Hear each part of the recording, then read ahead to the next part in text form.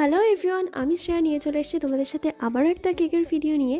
আজকে একটু টেনশনেই পড়ে গিয়েছিলাম, কারণ কেকের ওপরে আমাকে ড্রয়িং করতে হতো।